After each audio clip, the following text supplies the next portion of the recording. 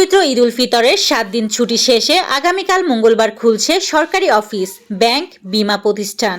আগামীকাল সকাল 9টায় শুরু হয়ে অফিস আদালত চলবে বিকেল 5টা পর্যন্ত। ঈদ শেষে এরই মধ্যে গ্রামের বাড়ি থেকে অসংখ্য কর্মজীবী মানুষ ঢাকায় ফিরছেন। এজন্য ট্রেন, বাস ও লঞ্চ টার্মিনালগুলোতে মানুষের ভিড় লক্ষ্য করা গেছে।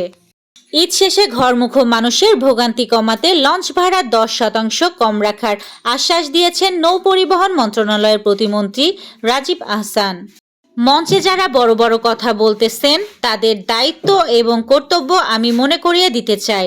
বড় বড় বক্তৃতা দিলেই সমস্যার সমাধান হবে না, দায়িত্ব নিয়ে ভালো ভালো কাজ করে দেখাতে হবে। আমার নির্বাচনী এলাকায় কেউ যেন দুর্বৃত্তায়ন করতে না পারে, কোনো দুর্নীতি করতে না পারে, সরকারি মদদে আমার শামা ওবায়েদ নাম ব্যবহার করে কেউ যেন কোনো অন্যায্য কাজ করতে না পারে। এই জন্য সবগুলো সরকারি অফিসে চিঠি দিয়ে জানিয়ে দিয়েছি। মহান স্বাধীনতা দিবস উপলক্ষে 2 দিনব্যাপী কর্মসূচি ঘোষণা করেছে বাংলাদেশ জামায়াতে ইসলামী। আজ সোমবার সন্ধ্যায় দলটির কেন্দ্রীয় প্রচার বিভাগে এক সংবাদ বিজ্ঞপ্তিতে এ তথ্য জানানো হয়েছে।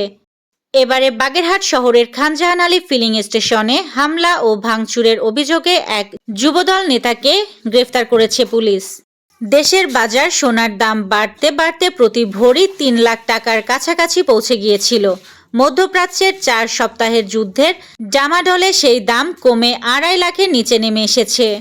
দাম আরও কমবে তেমন ইঙ্গিত মিলছে, কারণ বিশ্ববাজারে গত কয়েকদিনে সোনার দাম বেশ কমে গেছে, আরও কমবে সেই পূর্বাভাসও রয়েছে।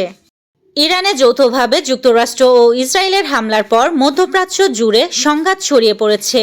এই যুদ্ধ 3 সপ্তাহ পেরিয়ে 4 সপ্তাহে পড়েছে। এরই মধ্যে দুবাইয়ের প্রপার্ট মার্কেট বা সম্পত্তির বাজারে সল্ট গতি দেখা যাচ্ছে। আবাসন খাতে লেনদেনের পরিমাণ দ্রুত কমছে, কিন্তু আবাসন এজেন্ট দাম কমানোর ইঙ্গিত দিচ্ছেন। যুক্তরাষ্ট্রের সঙ্গে ইরানের বেশ জোরালো আলোচনা হয়েছে এবং দুই পক্ষ প্রধান বিষয়ে একমত হতে পেরেছে বলে দাবি করেছেন মার্কিন প্রেসিডেন্ট ডোনাল্ড ট্রাম্প। স্থানীয় সময় আজ সোমবার মিসিসিপি অঙ্গরাজ্যের মেমফিসের উদ্দেশ্যে রওনা হওয়ার আগে ফ্লোরিডার একটি বিমানবন্দরে তিনি সাংবাদিকদের একথা বলেন। 2026 ফিফা বিশ্বকাপের মহা উৎসব শুরু হতে আর মাত্র 80 দিনের মতো বাকি, অথচ আয়োজক দেশ যুক্তরাষ্ট্রের বিমানবন্দরগুলোতে বাড়ছে বিশৃঙ্খলা। একদিকে অর্থায়ন নিয়ে রাজনৈতিক দ্বন্দ্ব, অন্যদিকে ইরানের সাথে চলমান যুদ্ধের জেরে নিরাপত্তা ঝুঁকি। বাংলাদেশি ক্রিকেটারদের এবার পাকিস্তান সুপার লিগে পিসিএল খেলতে আর কোনো বাধা নেই। বিসিবি আজ আনুষ্ঠানিকভাবে এমনটাই জানিয়েছে। এই ছিল আজকের শীর্ষ সংবাদ। ছিলাম আমি ইয়াসমিন লিভা, সুরমা টিভি 24।